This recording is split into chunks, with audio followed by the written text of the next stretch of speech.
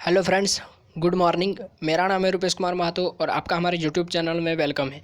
यहाँ हम class 11th का एग्ज़ाम का प्रिपरेशन कर रहे हैं। तो उसमें हम फिजिक्स टारगेट 14 जुलाई 2022 ठीक है, तो उसका हम तैयारी कर रहे हैं। तो मैं आज चैप्टर 10 लेकर आया हूँ, तो जिसमें हम लोग मैकेनिकल प्रॉपर्टीज ऑफ फ्लूइड का एक इम्पॉर्टेंट क्वेश्चन को डिस्कस करेंगे। ठीक है, इम्पॉर्टेंट टॉपिक है और ये आपके एग्ज़ाम में पूछे जा सकते हैं। तो चलिए वो इम्पोर्टेंट टॉपिक क्या है उसको डिस्कस करते हैं। तो देखते हैं।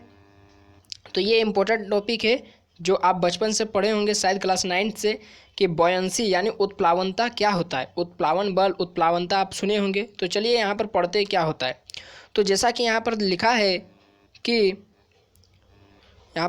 कि when any object is dipped into the liquid, यानी जब किसी ऑब्जेक्ट को पानी के भीतर या किसी लिक्विड के भीतर हम डिप्ड यानी डुबोते हैं, तो then a force is applied upward on the object, तब ऑब्जेक्ट पर एक ऊपर की तरफ बल आरोपित होता है बाय लिक्विड, यानी उस लिक्विड के द्वारा उस ऑब्जेक्ट पर एक बल ऊपर की ओर लगाया जाता है, नॉन एज अपथ्रस्ट फोर्स या बॉयंट फोर्स, यानी जिसको उत्प्लावन बल कहते हैं।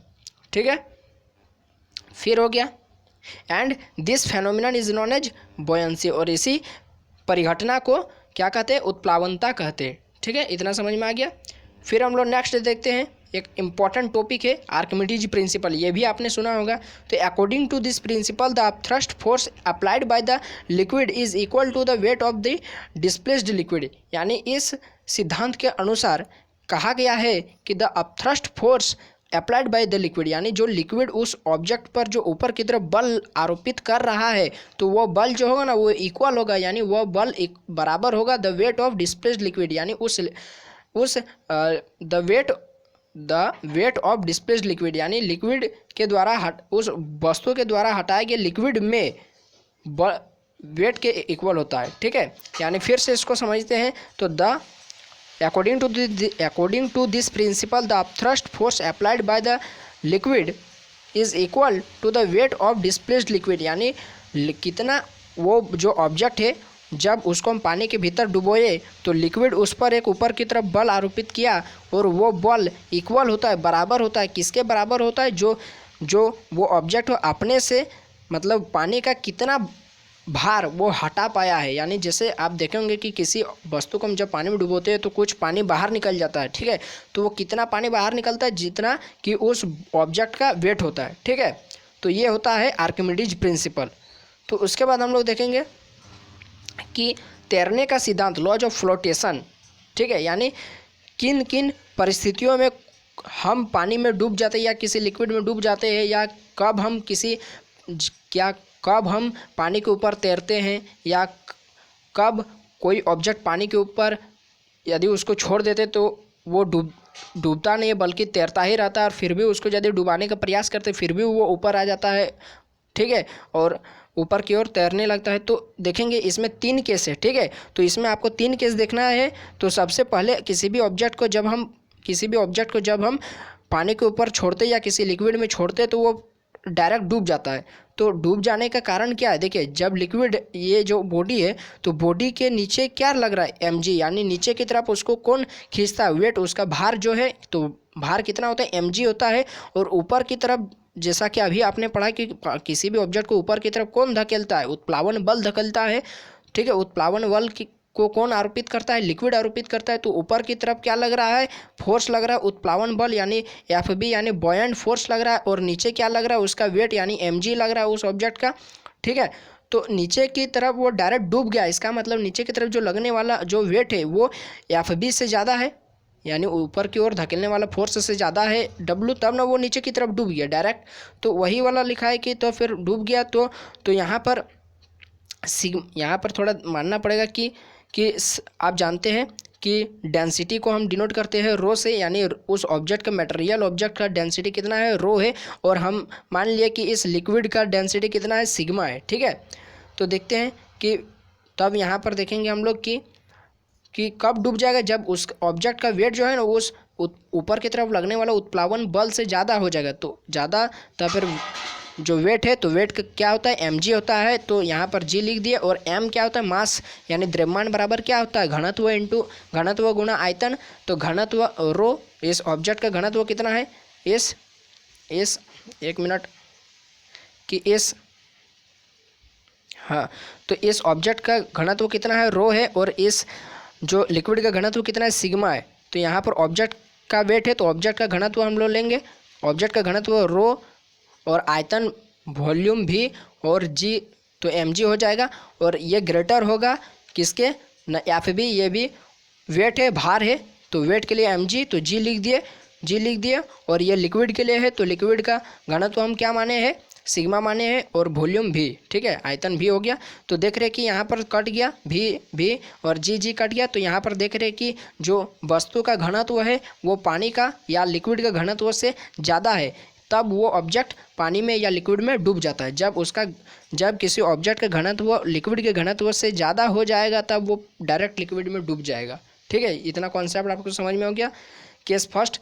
तो चलिए अब यदि वो डूब गया तो यहाँ पर पहुँच गया इस पॉइंट पर, जब वो बॉटम में पहुँच गया तब मान लेते हैं इस ऑब्जेक्ट के जगह पर आप रहते, तो यहाँ पर पहुँचने के बाद आपको अपना वेट कितना महसूस होता है, यानी उस जो महसूस होने वाला जो भार है उसको हम लोग कहते हैं एपरेंट वेट। आपने पढ़ा होगा आभासी भार, ठीक है। तो एपरेंट वेट कितना महसूस होगा, तो नीचे की तरफ क्या लगता है mg, और mg ऊपर की तरफ लगने वाला fb से ज़्यादा होता है, यानी तब नेट भार कितना लगेगा w माइनस fb, यानी वेट माइनस उत्प्लावन बल। ठीक है, तो वेट के लिए रो भी जी माइनस सिग्मा भी जी। तो इस तरह हम देखेंगे कि भी रो भी जी को हम बाहर निकाल दिए तो 1 माइनस सिग्मा बटे रो।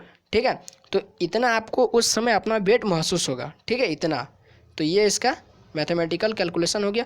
उसके बाद हम लोग केस सेकंड में देखते हैं कि केस सेकंड में क्या होगा। तो जब किसी ऑब्जेक्ट को हम पानी में या किसी लिक्विड में छोड़ देते हैं तो वो नीचे तरफ उसका पूरा लगभग 99% हिस्सा नीचे की तरफ डूब जाता है और ऊपर की ओर 1% हिस्सा उसका ऊपर की ओर रहता है। ठीक है, यानी वो पूरी तरह से पानी में डूबा नहीं रहता है। तो उस समय क्या होता है ना, उस पर जो वेट होता है ना, वेट वो उस पर लगने वाला उत्प्लावन बल के बराबर होता है उस कंडीशन में। तभी वो ना ऊपर की तरफ उठने का प्रयास कर पाता है, ना वो नीचे की तरफ डूबने का प्रयास कर पाता है। यानी W बराबर FB होता है, यानी उत्प्लावन बल के बराबर होता है उसका वेट। तो इस तरह हम देख रहे हैं कि रो भी जी इक्वल टू हो जाएगा सिग्मा भी जी। तो इस तरह देख रहे कि जब उसका घनत्व लिक्विड के घनत्व से इक्वल हो जाएगा, यानी बराबर हो जाएगा। जब आपका घनत्व पानी के घनत्व के बराबर रहेगा तब आप पानी में तैरने लगेंगे। ठीक है, और जैसे ही उसमें हम कुछ भी डाल देंगे या इसके ऊपर कुछ भी यदि मक्खी भी आकर बैठ जाएगी ना तो ये डायरेक्ट डूब जाएगा, क्योंकि W में हम थोड़ा सा भी इंक्रीजमेंट कर देंगे ना तो वो FB से ज़्यादा हो जाएगा। तो ज़्यादा हो जाएगा तो वो डूब जाएगा और उसका कोई उपाय नहीं बचेगा। ठीक है, तो यहाँ पर आप पूरी तरह से पानी में तैरने नहीं सकेंगे। ठीक है, फिर तीसरा जो यहाँ पर तब उस समय आपको अपना आभासी भार कितना महसूस होगा, 0 महसूस होगा, क्योंकि FB बराबर हो जाएगा W। तो उस समय आपको अपना आभासी भार 0 महसूस होगा। यानी आप जब पानी में उस तरह, ठीक है, जब देखते हैं ना पानी में, जब आप पानी के ऊपर तैरते रहेंगे तब उस समय आपका अपना आभासी भार 0 महसूस होगा, यानी मेरा कोई द्रव्यमान ही नहीं है।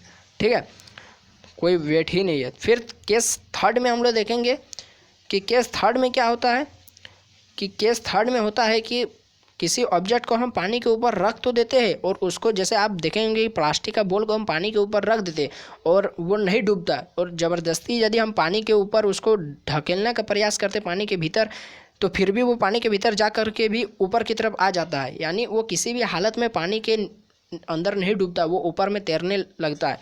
तो वो किस कंडीशन पर ऐसा होता है, तो यानी वो ना ही ऊपर की तरफ और जा पा रहा है और ना ही वो नीचे की तरफ आ पा रहा है। यानी उस समय उसका FB यानी उत्प्लावन बल और नीचे की तरफ लगने वाला W यानी वेट के इक्वल हो जाता है। यानी उस समय उसका FB बराबर W हो जाता है। ठीक है, यानी केस थर्ड में हम देखेंगे कि जब, तो लेकिन देखिए उसका ज़्यादातर यानी 99% हिस्सा उसका पानी के ऊपर है। देखिए तो पानी के ऊपर है 99% हिस्सा।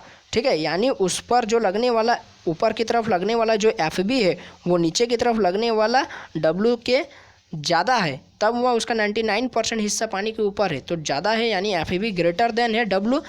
ठीक है, ग्रेटर देन है, तो यहाँ पर सिग्मा VG यानी लिक्विड का जो भी उत्प्लावन बल होगा, ठीक है, वो ग्रेटर होगा, उस ऑब्जेक्ट का वेट से ज़्यादा होगा। यानी इस तरह भी कट जा रहा है, जी कट जा रहा है, यानी उस समय यदि आपका घनत्व लिक्विड के घनत्व से कम है, यानी आपका घनत्व लिक्विड के घनत्व से कम है, तभी आप पानी में बढ़िया से तैर सकेंगे, ठीक है, लॉन्ग टाइम के लिए, ठीक है। तो उस समय यदि आप आभासी भार जानना चाहते हैं तो उस समय भी आपका आभासी भार 0 महसूस होगा, आपको अपना कुछ भी वेट नीचे की तरफ लगा हुआ नहीं महसूस होगा, ठीक है।